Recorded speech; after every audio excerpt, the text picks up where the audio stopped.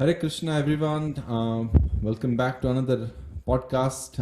We have with me my good friend Mark, and today we're going to talk about Mark's journey to India, a place near Mumbai called Goverdhan EcoVillage. So, welcome, Mark. First of all, welcome back to the podcast. Thanks for having me. Yeah. And we're talking about your journey that you took recently in January to Goverdhan EcoVillage. And for those of our listeners who are not well aware with what Goverdhan EcoVillage is, it's a place 3 hours from Mumbai, and it's a kind of a place of, you could say, beautiful ecology as well as spirituality. It's like a replica of Vrindavan from a spiritual perspective, and it's also very environmentally designed in a way that the whole ecosystem is very environment friendly. And this place has won a lot of international awards for its work, research in sustainability. So that's what we are talking about today. So yeah, Mark, please help us kind of understand what was your motivation to go all the way there. And I believe you're part of a retreat going there, right? So maybe give us more details of all of that. Okay, I have a different story about how I got involved because I didn't know anything about this place before I signed up, and I just had some friends who sent me a YouTube video, and they're like, "Hey, why don't you come with us? We're going to India in January." And I said, "Isn't 2 weeks sort of long time to go to India? Like, what are we doing there? How are we going to spend 2 weeks of our time?" And they showed me this video, and the video was just advertisement on how they built the place and sort of the sustainability aspects of the center. So I really didn't know anything about the spirituality of it. I know my group of friends is sort of into spirituality, but to be honest, when I saw the video, I thought it was one of these volunteering activities where you would go to another country and build houses or help the indigenous people. But I found it was sort of unique that when I got there, I started learning more about it, and then they showed us the schedule, and I was like, okay, I'm going to have an open mind on what is actually going to be going on here. I'll just enjoy my time here. Everyone highly recommended that I go on the trip, and people talked me into going. It turned out to be a good trip, and I got to know my group of Seattle friends a bit more. Got it. So, it's kind of interesting to see you went ahead with, or you, when you went there, you had like certain, you could say, notion of what was going to happen in the retreat, and then you Yeah. kind of learned that there was some lot more things that were planned actually. Okay, that's Yeah, it was interesting. quite intensive. The schedule was so packed. Yeah. So maybe help us describe, like, first of all, your just like plain experience of the whole. I believe it's a 100-acre kind of farm, huge place. So maybe help us describe like just your initial experience of what the look and feel of the place is, and then also what your retreat actually you did every day.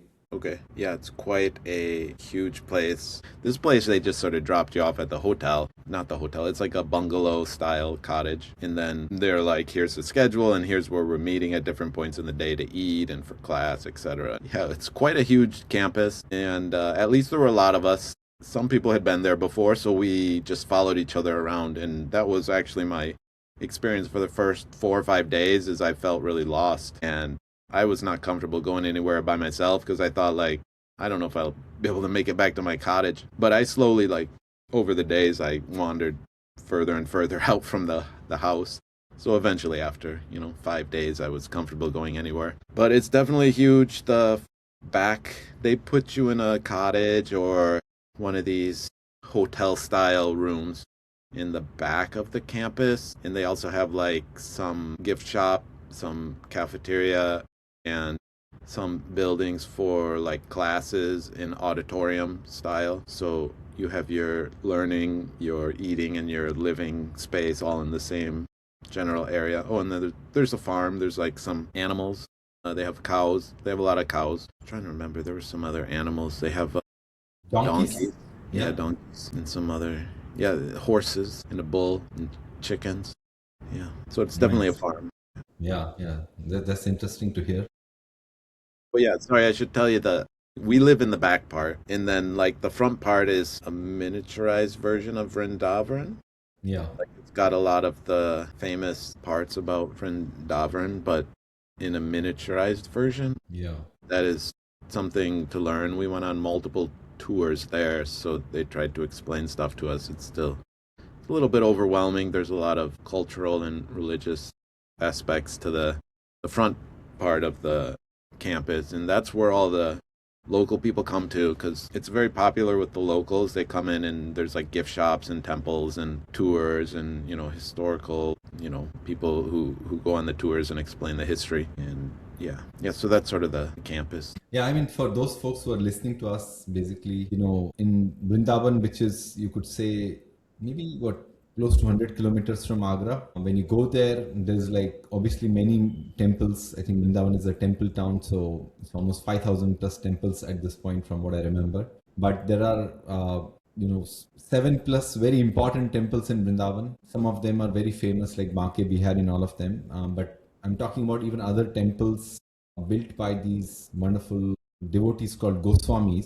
So those temples have been replicated in this place, Goverdhan EcoVillage. And Vrindavan is famous for Yamuna. So Yamuna is also there in Goverdhan EcoVillage. And then there's also the mountain Govardhan that Lord Krishna lifted for 7 nights, 7 days. And that's also there. It's like, as Mark mentioned, there's all miniaturized version. So it's like a kind of a compact Vrindavan. Everything in quick vicinity to see everything and get a vibe and experience of Vrindavan without having to go to Vrindavan. So Mark, help us kind of describe us on what your retreat schedule was like and what you actually kind of were learning there. As I think you spent 10 plus days there. Yeah, that's about right. So yeah, when you arrive, you're jet lagged, and that actually helped us get on the schedule. The morning was optional. There were some early activities. My roommate and I ended up waking up at like 2:33 a.m. just because Wow. of jet lag, but that actually became our routine. So we sort of stuck to the 3 a.m. alarms for the entire 10 days or whatever. But yeah, so people do the Hare Krishna chanting usually in the morning, and there's people walking about. It's pretty quiet and dark. You can hear the dogs barking and roosters, etc. So it's pretty peaceful. But then they do have like this morning temple service around 4 o'clock, 4 to 4:15. So a group of us would always go up there for the temple service. After the temple service, we'd come back to the back of the campus, and that was our retreats morning, I guess, kirtan. I don't know if Yeah. that's exactly what they called it, but it's like Yeah. morning singing and talking. We had like the musicians come in and lead the kirtan, and there was like our teacher who would talk to us about various topics in the morning. And then after that, that would be about 5:30 to 6:30. Then like from about 6:45 to at least an hour till about 8:15, we'd have a yoga class at the same location. So then everyone would be tired from yoga and sweaty, and then we'd go up for breakfast at about 8:30. And then I think our class, our textbook class, we would study around 9 o'clock. So we had 30 minutes for breakfast, and then 9 o'clock started our class, and that was like 2 hours. It would go till 11. We did get an hour break then till noon. Noon was lunchtime, and then I think 1:30 there was an optional class. It was called like a Bhakti recovery group. So yeah, you have lunch and then you just run over to the other class, and then geez, what happened after that? After that class, then we had another break, I guess. And then we had our evening kirtan at about 5:30 or 6. And then that would go for like 1 to 2 hours. So till about 7:30. And then we'd have dinner around 7:30 o'clock. And actually, by that time, since our alarm clock was 3 a.m., we're already going to Yeah. bed. Yeah. I mean, it was like packed days. It really felt like a lot was happening. We made these comments on maybe the second or third day that it felt like we've already been there a week. And then we had one member from our group leave halfway through the course. And man, like she was gone for one day, and we were already commenting like, "Oh wow, feels like she's been gone for like a week." So I mean, it feels like time goes really slowly there. I mean, it's like you get a lot in if you're doing these long hour days, and just given you don't have a commute, you just walk around everywhere. Yeah, Like you're really spending every minute on some activity that's been planned out, and if you're not doing one of those activities, you're resting or you have like personal time. yeah. I did go to the pool once. Like it was pretty hot some of those days. They have a pool, so found some time to jump in the pool, and they have a this Ayurvedic clinic which does like various types of treatments, medical or like massage type relaxation treatments. I did that once. I thought I would do that more, but I was pretty busy, so I never went back after the first time. But the That's food pretty was nice. really nice too. I mean, they since they cook all the food and prepare all the food, like you just wander over to the cafeteria and grab a plate to eat and sit down and eat, then continue on your, jam-packed day. Yeah. That's I mean, I think when you start the day that early, you get so many extra hours that generally in a work day you wouldn't get on our normal schedules, right? Yeah, it takes a lot of energy. Oh yeah, I remember. I missed the one.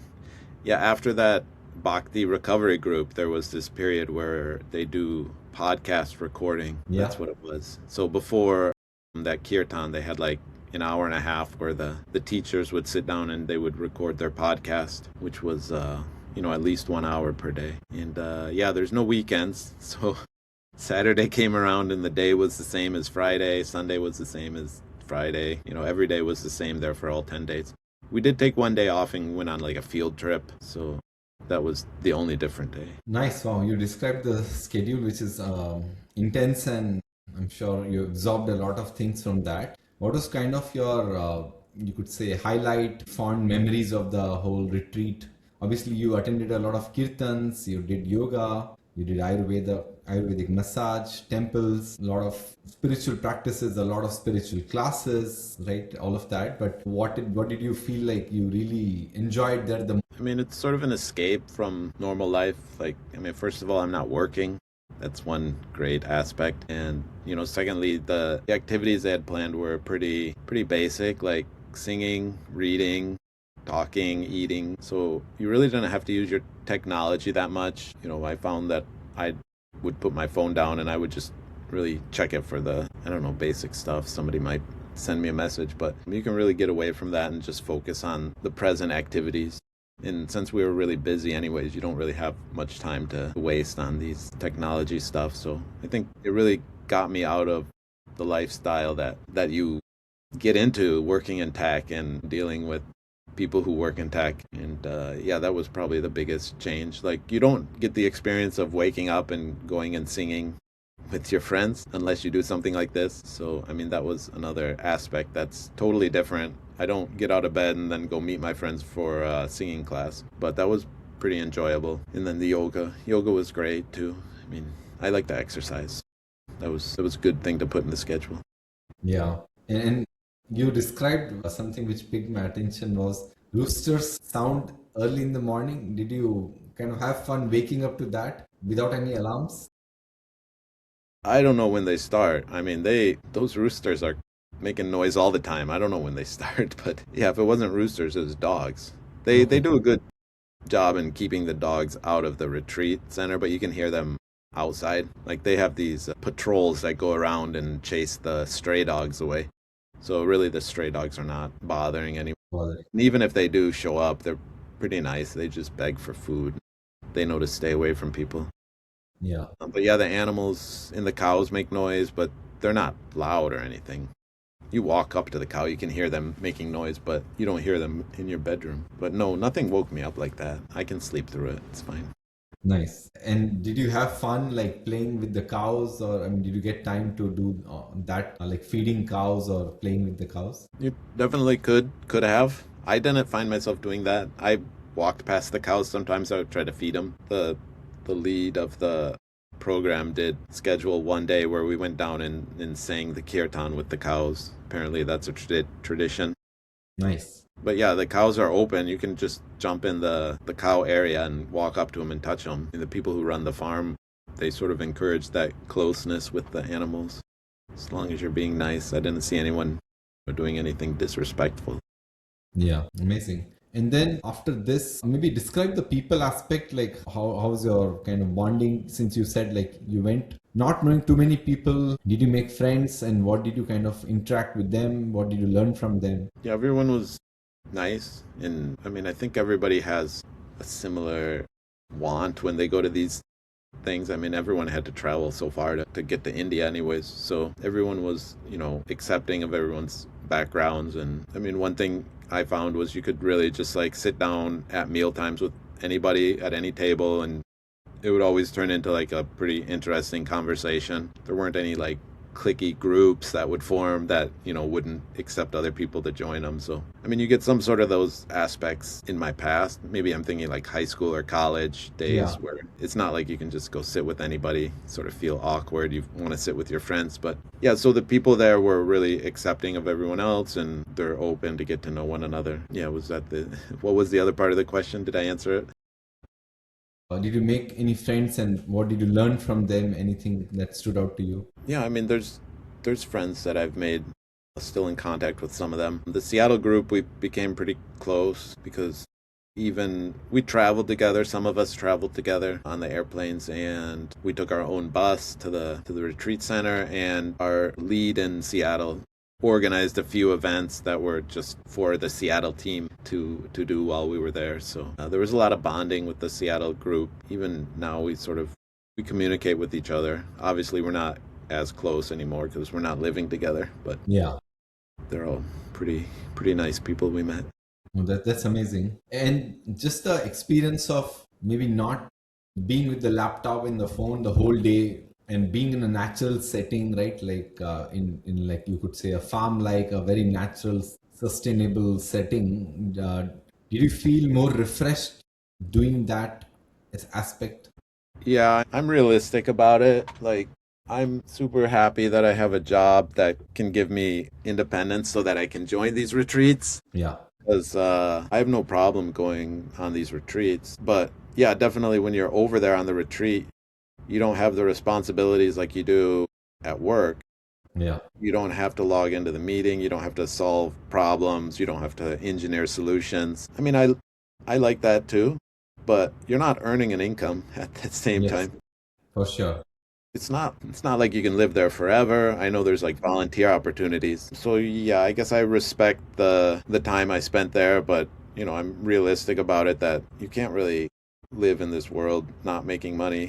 For sure. Yeah. It's more of like a recharge Yeah, it's a uh, recharge.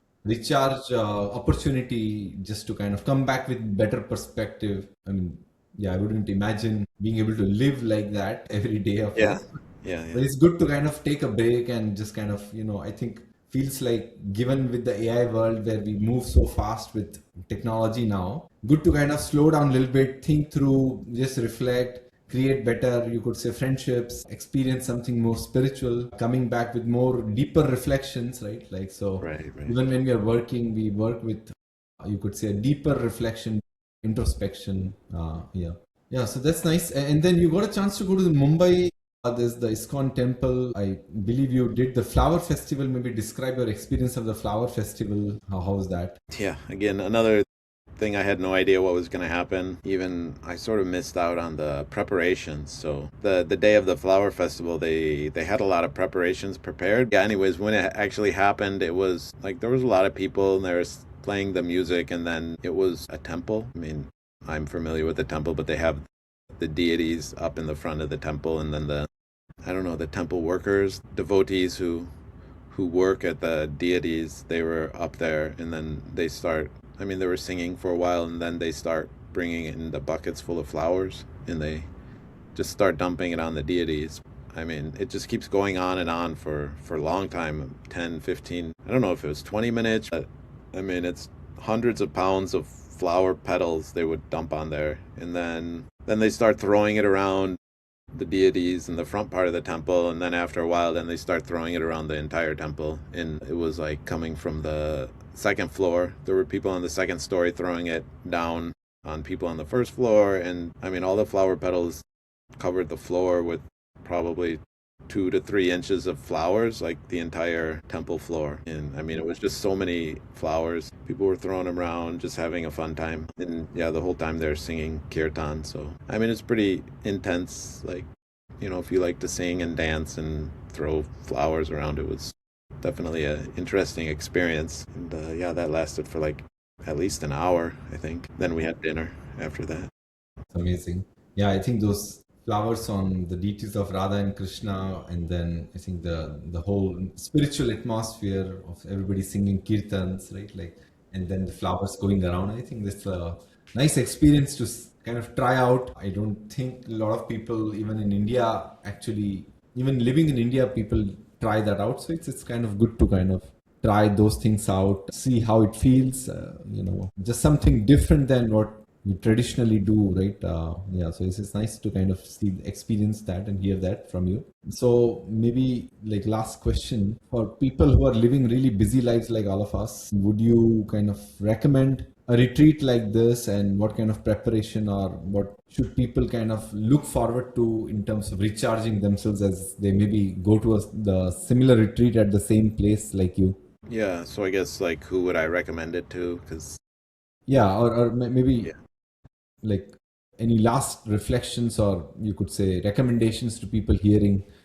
yeah. I mean, if you're interested in the kind of things I described, mostly kirtan was a big part of it, singing, and then we did have classes, but I mean, those are pretty light classes. They're not real heavy. So I know people had different levels of understanding. We studied the Bhagavad Gita, and some people in the class had studied it for years. Other people, it was like their first time hearing this kind of stuff. I mean, you at least need to have an open mind to learn about things and have questions, and you want to participate in these non-technology activities. I mean, it really slows your life down a bit. And, some people, you should be a nice person too. Because, I mean, like, I think only nice people would have a good time at these events. Yeah, I think if you want to experience India, this spirituality in a way that's pretty easy to adapt to, it's sort of, I guess, westernized. Like we're not an actual temple ashram or whatever you Yeah, would call it for the people who go to India to sort of live at a temple. It's like yeah, a westernized version of that where you're sleeping in a hotel room. That's pretty yeah, nice. You still get some of those activities of living in a temple. yeah. That's nice. Yeah, I guess, I mean, I think people, all of us living in the West, we're all used to, you could say, a little bit more comforts. So it's nice to kind of experience spirituality without having to lose comforts.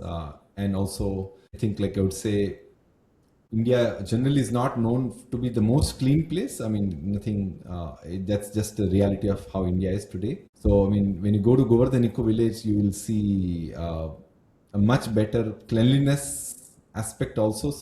You feel like you can experience spirituality without having to worry about the things that maybe India is not always the best at in general. So which is nice. Like you have a blend of every good parts of spirituality that India and Hinduism has offered in general without having to worry about the other aspects. So it's kind of good in that. Yeah. So thank you, Mark. Yeah, I think this is great that you went on the retreat and shared all your experiences. I hope all of our listeners will also feel inspired to kind of try something out. If not India, try something nearby. Take a break, recharge yourself, take a break from your technology a little bit, and once in a while you'll see, maybe you come back with more energy to do work and more deeper reflections in life. Yeah. So thank you, Mark. Yeah. Thank you, Parth. Yes.